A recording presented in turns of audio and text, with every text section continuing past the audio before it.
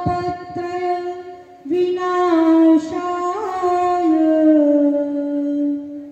श्री कृष्णाय वयं नमः। सच्चिदानंद रूपाय, ये सच्चिदानंद रूपाय इसका मतलब क्या होता है? देखिए, भगवान की अनंत शक्तियां हैं, अनंत शक्तियां हैं। विष्णु शक्ति ही परा प्रोक्ता क्षेत्र व्याख्या तथा परा अविद्या कर्म संज्ञान्या तृतीया शक्ति ऋष्यते। विष्णु पुराण। भगवान की अनंत शक्तियां हैं, उसमें से 3 शक्तियां प्रमुख हैं।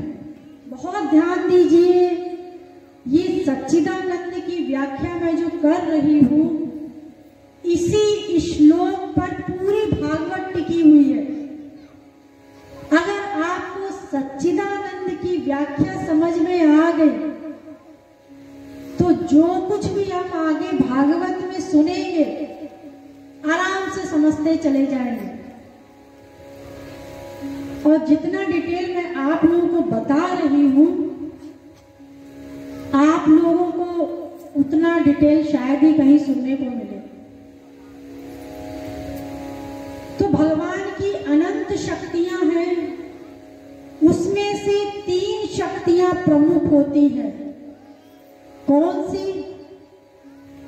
एक पराशक्ति, एक जीव शक्ति और एक माया शक्ति।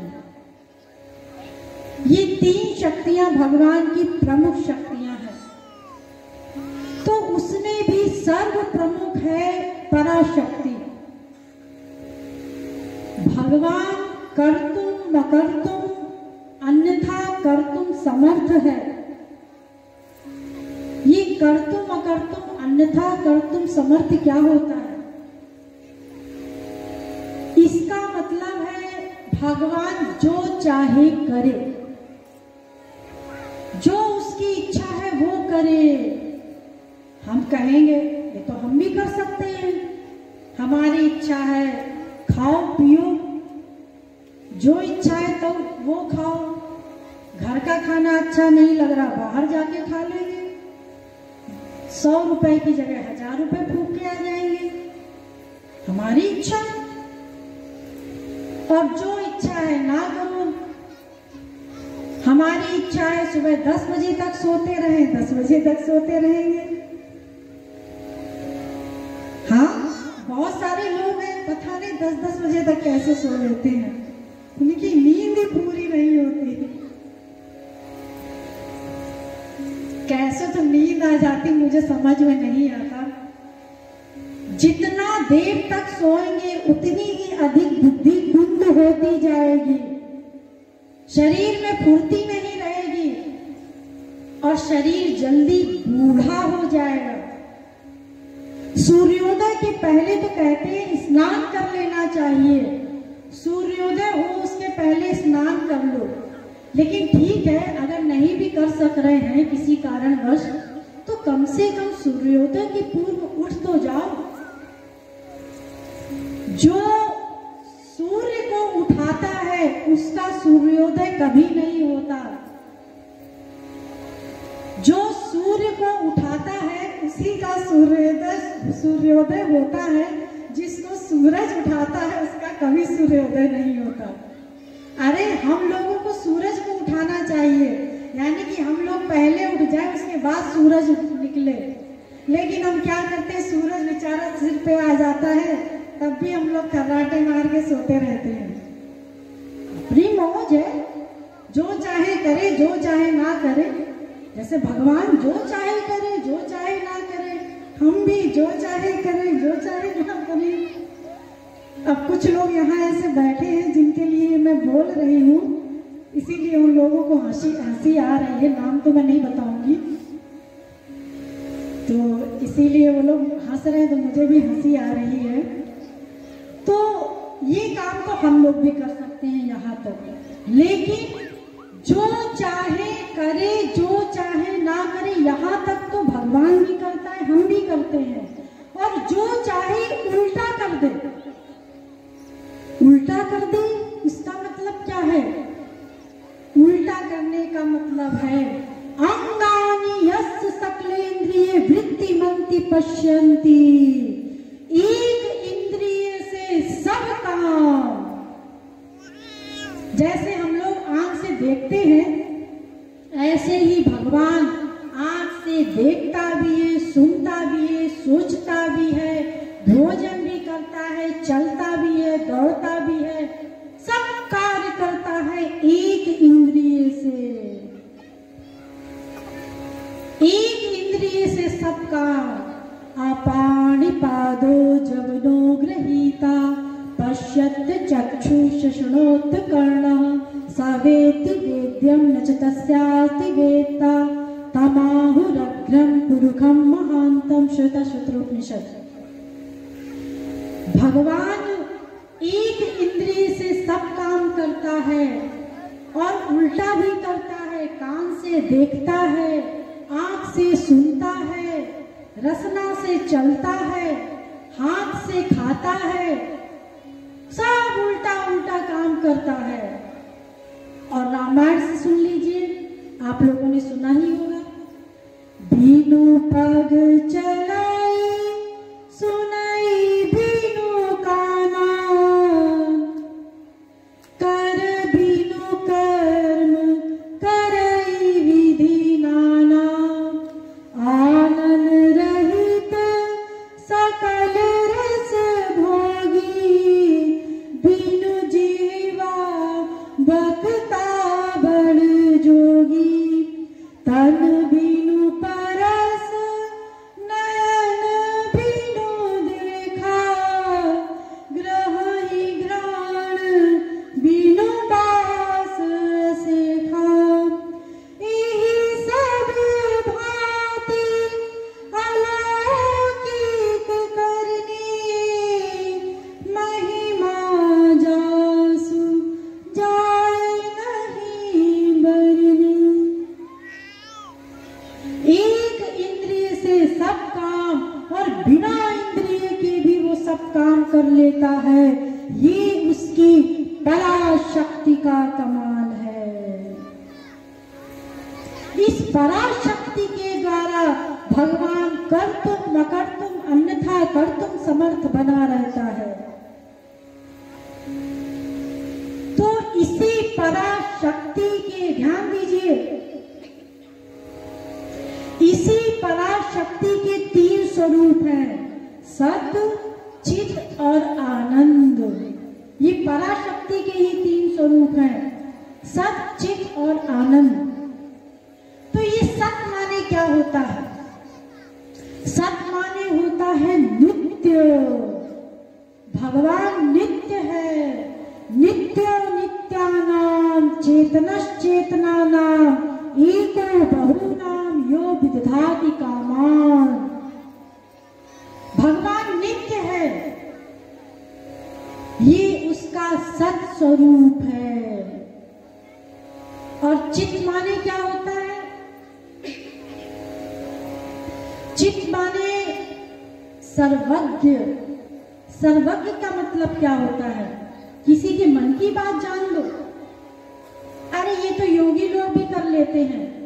किसी के भी हृदय में बैठ जाएंगे और बाहर आकर के बता देंगे।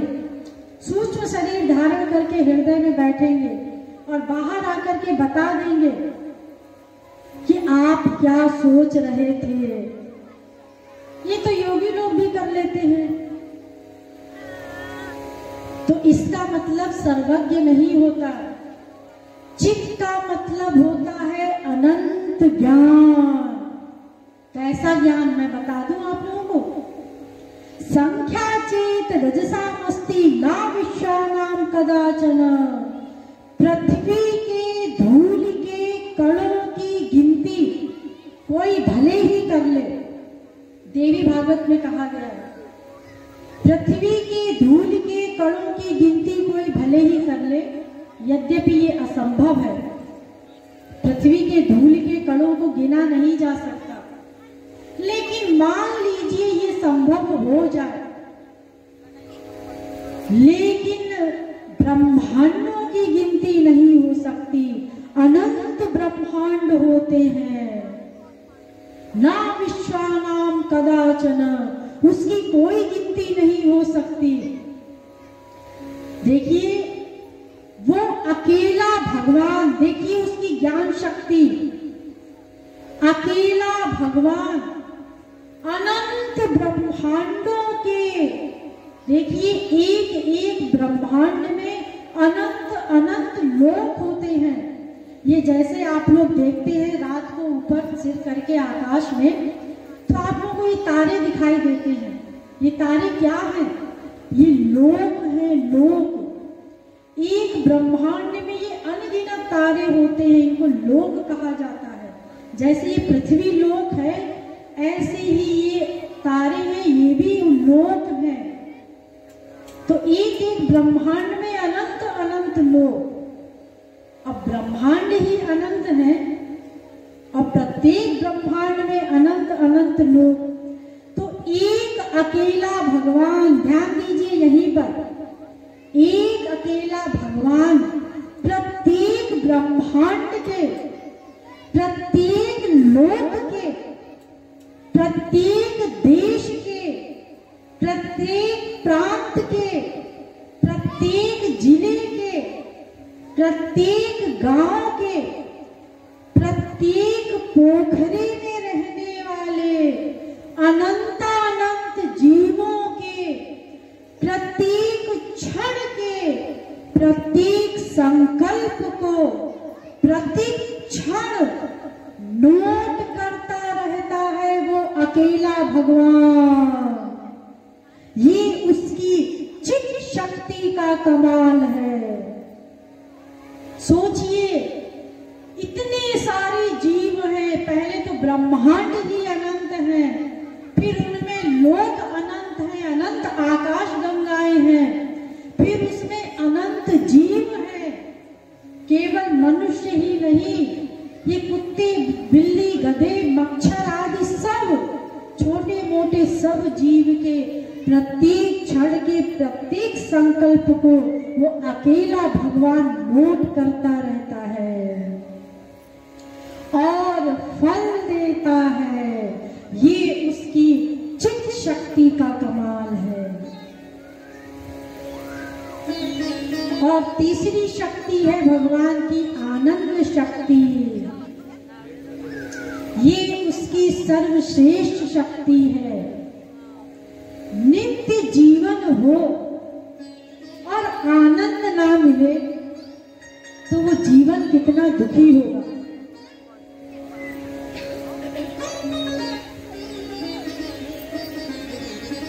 अगर किसी का जीवन नित्य हो, देखिए हम सब लोगों का जीवन नित्य है, ठीक है, कई बार जन्म लेते हैं, लेकिन जीवात्मा तो नित्य है, कभी समाप्त नहीं होती।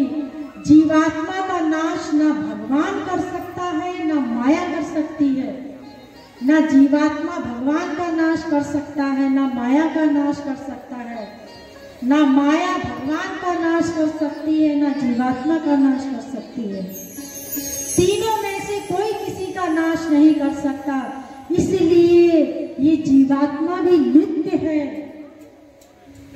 तो हमारा नित्य जीवन है, चाहे मनुष्य बने, पशु बने, पक्षी बने, कुछ भी बने, नित्य हमारा जीवन है, लेकिन आनंद नहीं मिल रहा है। सोचिए, जिसका नित्य जीवन हो और आनंद ना मिले, वो जीवन कितना दुखी होगा। ये जो आनंद है, ये स्वयं भगवान का स्वरूप है। ये आनंद और भगवान एक दूसरे के पर्यायवाची शब्द हैं। दोनों में कोई भेद नहीं है। आनंद देवाधिष्ठान, आनंद उपरिष्टात्, आनंद पुरस्तात्, आनंद पश्चात्, आनंद उत्तरतः, आनंदो दक्षिणतः, आनंद एवि दग्धम सर्वम। उसके ऊपर आनंद आनंद, आगे आनंद, पीछे आनंद, बाएं आनंद, दाएं आनंद, चारों तरफ आनंद का लबालब समुद्र भरा हो, उसका नाम है भगवान। जब तक हम उस आनंद को प्राप्त नहीं कर लेंगे, तब तक हम इसी प्रकार दुखी होकर के भटकते रहेंगे। जो हम ये सोचते हैं, अरे आज ये हो जाए तो सुख मिल जाएगा, आज ये कामना की पूर्ति हो जाए तो सुख मिल जाएगा।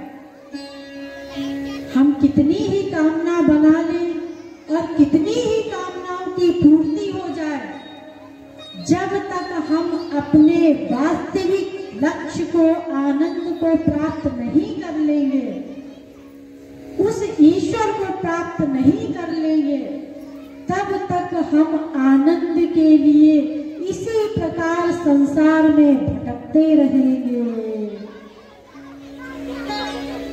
देखिए, ये प्रत्येक जीव उस ईश्वर का अंश है। हम सब भगवान के बच्चे हैं, भगवान के ही अंश हैं। तो जब हम उनके अंश हैं, जब तक कोई अंश अपने अंशी को प्राप्त नहीं कर लेता, तब तक वो शांत नहीं रह सकता। जो हम लोग कहते हैं शांति मिल जाएगी, ये हो जाए तो शांति मिल जाएगी, जब तक वो अपने अंशी को नहीं प्राप्त कर लेगा, तब तक शांति नहीं मिलेगी।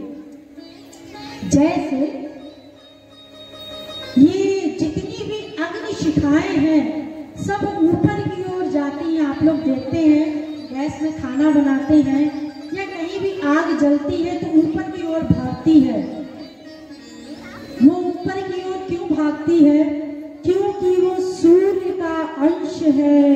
वो अपने अंशी को पाने के लिए ऊपर की ओर भागती है। जब तक वो अपने अंशी को प्राप्त नहीं कर लेगी, तब तक वो ऐसे ही भागती रहेगी।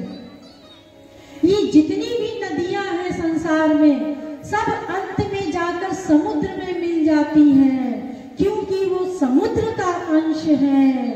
ऐसे ही ये जीवात्मा परमात्मा का अंश है। जब तक वो अपने अंशी को प्राप्त नहीं कर लेगा, परमात्मा को प्राप्त नहीं कर लेगा, उस आनंद को प्राप्त नहीं कर लेगा, तब तक उसे वास्तविक आनंद नहीं मिल सकता। तो नित्य हमारा जीवन है, लेकिन अभी तक हमने वास्तविक आनंद की प्राप्ति का लक्ष्य नहीं बनाया। हमने संसार की प्राप्ति का लक्ष्य बनाया है, इसीलिए अभी तक हमें आनंद नहीं मिल सका।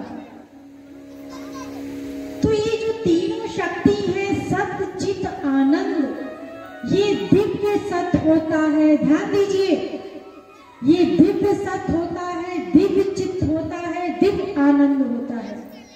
एक माइक सत्य, माइक चित्त, माइक आनंद भी होता है, जो हम लोगों को रोज मिलता है।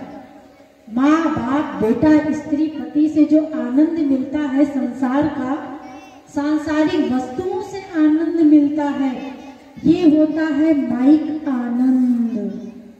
ये कभी मिलता है, कभी छिलता है, दिन भर आप लोगों को मिलता रहता है।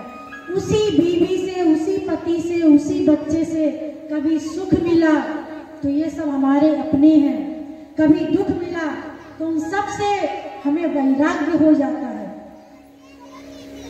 किसी ने अपने बेटे से कहा, अरे बेटा जरा एक गिलास पानी पिला दे। बेटा दौड़ के गया और एक गिलास पानी ला करके अपने बाप को दे दिया। शाबाश, क्या श्रवण कुमार बेटा हुआ है हमारा। 5 मिनट बाद अपने बेटे से, उसी बेटे से कहा, बेटा जरा चश्मा ला दे, वो टेबल पे रखा हुआ है। बेटे ने नहीं सुना, बैठा है चुपचाप। थोड़ा सा आवाज तेज हुआ, सुनता नहीं है, चश्मा ला दे। अभी भी वो बैठा है, अरे सुनता नहीं है, बहरा है क्या, चश्मा ला दे। राक्षस पैदा हुआ है। 5 मिनट पहले श्रवण कुमार बेटा और 5 मिनट बाद वही बेटा राक्षस हो जाता है। यानी कि ध्यान दीजिए, जब तक हमारी कामना की पूर्ति किसी ने कर दी, चाहे माँ हो, बाप हो, बेटा, स्त्री, पति, कोई भी हो, तब तक हमें उससे आनंद मिलेगा। लेकिन अगर जिस क्षण हमारी कामना की पूर्ति नहीं की, तो उसी से हमें वैराग्य हो जाएगा, उसी से हमें दुख मिलने लगेगा। होता रहता है आप लोगों के संसार में, आप लोग जानते रहते हैं, कई उदाहरण रहते हैं। अगर कोई बाप अपनी संपत्ति पड़ोसी के बेटे के नाम लिख दे, तो बेटा उस बाप की पूजा करेगा, एक बेटा उसकी पूजा नहीं करेगा। वो राम भगवान का जमाना गया, जो बाप के कहने से और माँ के कहने से पूरा राजपाट त्याग दिया। आज ये स्थिति नहीं है, तो सोचिए अगर उसके पश्चात भी उस बाप से प्रेम बना रहे जो पड़ोसी के बेटे के नाम अपनी संपत्ति कर दे, तो फिर वास्तव में वो प्रेम करता है। कोई स्त्री अगर उसका पति का कहीं और रिलेशन है, कहीं और प्रेम है, और वो स्त्री प्रसन्न है, चलो हमारा पति कहीं और खुश है, ठीक है, या किसी स्त्री का कहीं और प्रेम है और पति खुश है, चलो उसको जहां भी आनंद मिल रहा है, तो ऐसा प्रेम तो ठीक है। लेकिन जहां अपने स्वार्थ की हानि हुई, वही वो प्रेम द्वेष में बदल जाता है। यानी कि यहाँ पर केवल एक ही निष्कर्ष निकलता है, जब तक हमारे स्वार्थ की पूर्ति होती रहती है जिससे, वहां हम प्रेम मान लेते हैं, आनंद मान लेते हैं, और उसी विषय वस्तु व्यक्ति से अगर हमारे स्वार्थ की हानि होती है, तो वही हमें दुख मिलने लगता है। तो फिर ये वास्तविक आनंद कहाँ हुआ? वास्तविक आनंद का मतलब तो है यो वै भूमा तत्सुखम, जो एक बार सुख मिल जाए और उसके पश्चात भी समाप्त ना हो, उसको कहते हैं आनंद।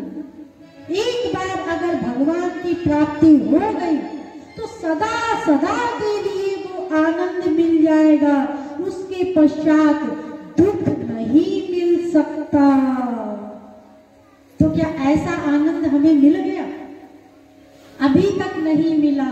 यानी कि जो हमारा वास्तविक अंशी है, जिसके हम अंश हैं, जिस ईश्वर के, जब तक हम उसको प्राप्त नहीं कर लेंगे, तब तक हम इसी प्रकार इस संसार में इधर उधर सुख को ढूंढते रहेंगे, और जब हमारे सुख की हानि होगी, तो हमें उसी वस्तु और विषय से और व्यक्ति से दुख मिलने लगेगा।